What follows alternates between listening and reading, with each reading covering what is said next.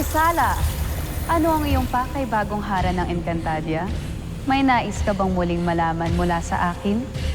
Vraknes! Totoo ba na ikaw ay nagsinungaling sa akin?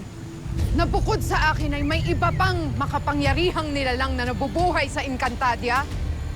Siya bang babaeng mandirigma na aking nakikita sa aking panaginip?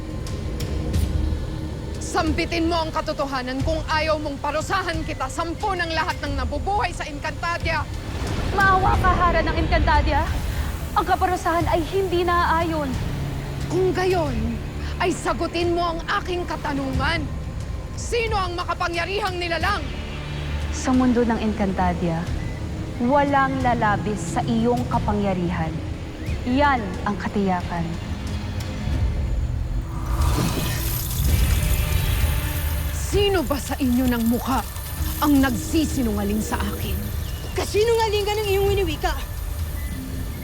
Batid mo na may makakatalo kay Kera Mitena. At minsan ika'y tanungin ng mahal na Kera. May kakaibang nangyari sa Batis. Hudyat ng iyong pagsisinungaling.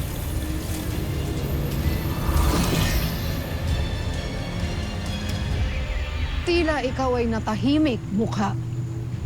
Bakit? Ito na ang huling pagkakataon na ikaw ay aking tatanungin. Ikaw ba ay nagsisinungaling sa akin? Sagot! Hindi, mahal na Kera. Nakita ng iyong mga mata, mahal na Kera. Nabawasan ng tubig ng Batis. Patunay sa aking winiwika